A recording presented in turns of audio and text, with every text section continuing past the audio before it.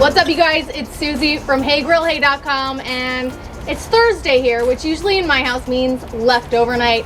So we're taking some leftover pulled pork and turning them into the most deliciously delectable pulled pork nachos with a homemade queso sauce, seasoned beans, the works. Let's do it.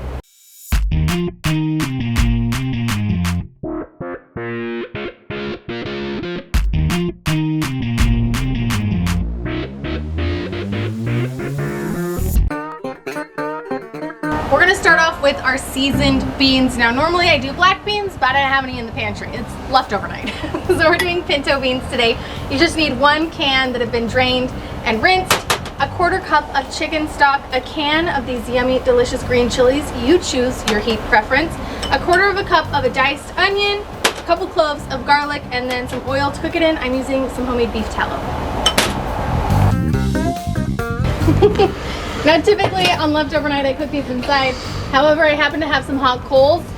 So we're gonna cook this straight on the grill tonight. Get a nice heavy bottomed pan that will work on your grill if you're cooking this on your grill or inside. Get that over your coals. A little bit of your cooking oil, probably about a teaspoon of cooking oil. And then we're gonna saute our onions, our garlic, and our green chilies.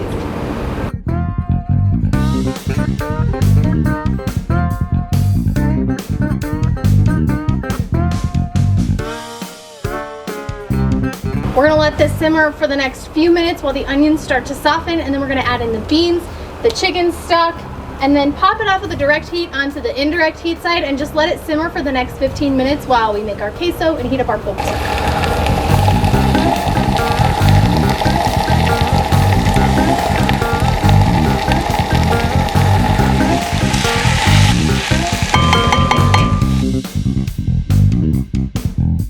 So the beans are on indirect heat. They're just gonna cook low and slow for the next few minutes while we do everything else. But I wanted to give you a quick note about the beans. We didn't add any salt, and that's because I don't know if you're using beans with a lot of salt in them that are canned. I don't know if your chicken stock has a ton of salt in it. So this is where your taste comes in. As these beans are cooking, give them a taste occasionally. If they need salt, go ahead and add it. But again, whatever ingredients you're working with will change how much salt is in the beans. So make sure you taste them. Now we gotta get our queso pan over the direct heat so we can start making our super melty, delicious cheese sauce. Here's what you're gonna need for your queso sauce. 2 tablespoons of butter, 2 tablespoons of flour, 2 cups of milk, and 2 cups of shredded medium cheddar cheese. No American cheese in this queso, although that can be occasionally delicious. This is a classic cheddar queso sauce. And I do recommend shredding this fresh instead of buying the pre-shredded stuff, because the pre-shredded stuff is tossed in this coating that dries it out so it doesn't stick together and clump, but that makes it not melt as good. So if you want a really smooth queso, shred that cheese. You're gonna need a 1/2 teaspoon of chili powder and about a 1/4 teaspoon of cayenne pepper for some heat. Okay, we're gonna start by making a roux. That means we're gonna make a thickening agent for our queso so that it's not like watery and separated. We're gonna put our 2 tablespoons of butter into our preheated cast iron pan. And when that melts, we're gonna add our 2 tablespoons of flour. Whisk it all together, no lumps.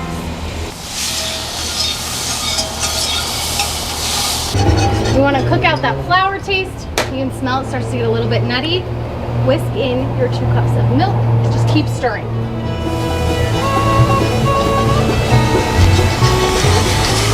We're gonna bring this up to a boil, move it off of the direct heat over to the indirect heat, and then we can stir in our cheese.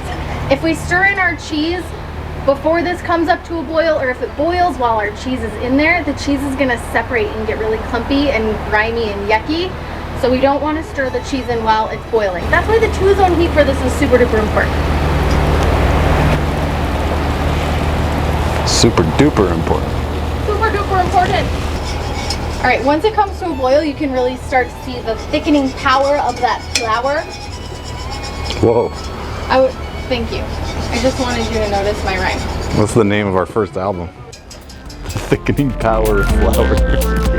Be a terrible album. Okay, slide that boiling base for our queso on the indirect heat. You still want it to be hot when we drop that cheese in, but we don't want it to be actively boiling. Cheese goes in. Drop it while it's hot. Is that our second album? Or is that the title track? Okay, whisk that until it's all gooey and melty and queso-y. Oh, that looks so good. Come on, come over here. Super simple, super delicious, homemade cheese sauce in no time. We're gonna add in our seasonings, the cayenne and the chili powder. Just give this a really nice southwestern flair and a little bit of a kick.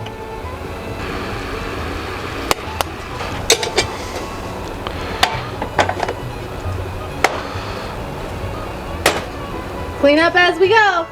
Right, Todd? Yep. Oh, this already smells good. My beans are doing their thing. Queso's ready to go. Let's heat up our pork, yes? I'm gonna add a little bit more of our beef tallow to this pan because as I heat up this pork, I wanna keep it moist, but I also wanna get some really nice crispy edges, almost like carnitas.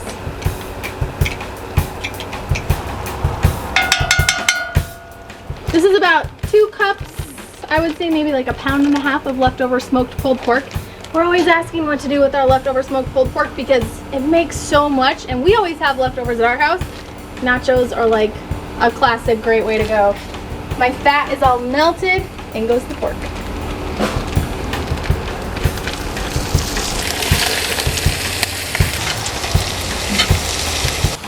I'm also gonna hit my pork with a little bit more of the seasoning that I used to smoke it, just to reinforce the flavors that were already there.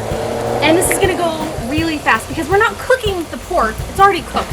We just need to heat it up and get that nice crispy texture on the outside.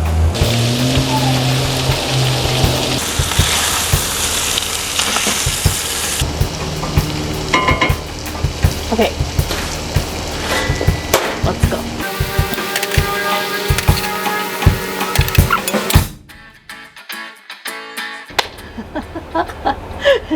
I'm so happy because it smells so good right here. All right, are we good? Okay. We've got all of our nacho toppings assembled. You can grab your favorite nacho toppings, whatever you have left over in your fridge. I've got salsa, sour cream, olives, some red onions, some chopped pickled jalapenos, some fresh cilantro. We're also gonna need barbecue sauce. I'm gonna be using my Everything sauce. It is a classic, absolutely delicious barbecue sauce. Pairs perfectly with pulled pork.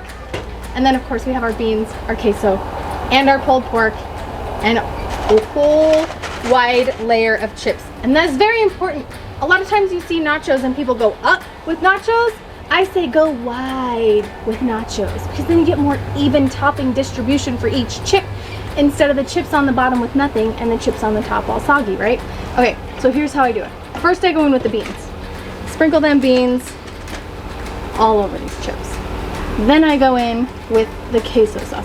This is still pretty hot, which I think is very important. You want to have all your hot toppings when assembling your nachos. Queso is on. Then we hit it with that delicious crispy smoked pork. So, my first time ever having pulled pork nachos was at my friend Cam's restaurant. It's called Bam Bam's. It's in Orem, Utah. And he calls them swachos. And he does his like barbecue baked beans with his smoked pulled pork on top and his barbecue sauce and a queso sauce. And they are so good. So that was the inspiration for this recipe. But I took it to a little bit more of an extreme place with the toppings spread, because I think that's something that you can do at home. You can really customize them. But there is nothing more like jaw-dropping than getting a portion of huge, absolutely bomb, cheesy pulled pork nachos. My kids are gonna be so excited. All right, drizzle that barbecue sauce across the top. And then honestly, these are perfect, just like this. They really don't need the toppings. In fact, my kids might prefer if I just left them this way. But I'm a toppings kind of a girl. Like just a little bit extra, not too extra. So I'm gonna hit mine with a couple dollops of sour cream, salsa over these nachos, and then again, whatever toppings you like. Red onions, olives. I'm an olives girl myself. Jalapenos. These are just pickled jalapenos that have been diced really fine. But if you wanted some extra heat, use your favorite spicy pepper. And then we like fresh cilantro. And that, my friends, is how you do leftovers for dinner on a super simple, easy, and quick Thursday night when you have some pulled pork in the fridge. Isn't that beautiful? I'm gonna eat one. I hope you guys give this recipe a try.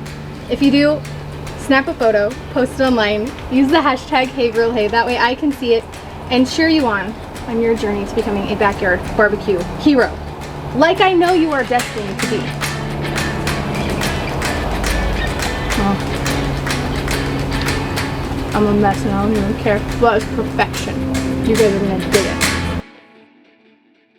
Okay, come in and get all of your tidy whities. Tidy whities. You can't even handle me.